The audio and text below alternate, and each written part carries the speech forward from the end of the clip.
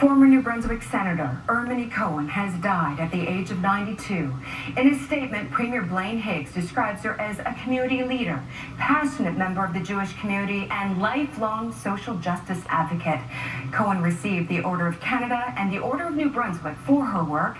She was a lifelong volunteer and champion for the less fortunate. Her funeral will be held on Monday. Sad. Erminie Cohen, I met her, I'll never forget it. These are one, we're getting old, people are dying. I was at, I feel like an old man telling stories. Yeah, by the way, what, Thomas Higgins.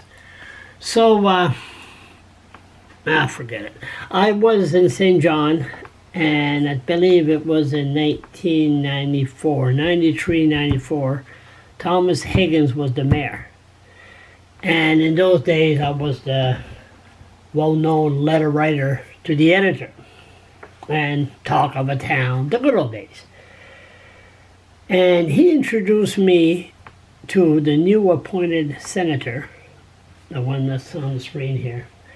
And he says, oh, Charles, have you met the new senator?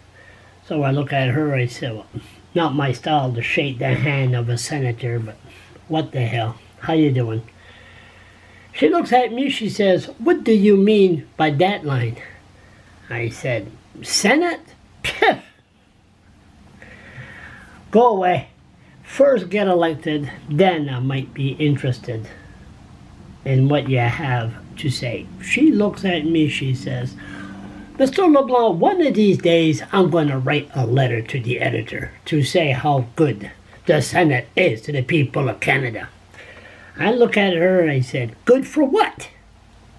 To pass the GST? Because she got appointed by Brian Mulroney to pass the GST. Anyway, years went by and she just ignored me and we're just, I mean, there was no enemy thing, just, I can't stand the Senate. Now I'm getting old. I tried to look for the letter to the editor I wrote.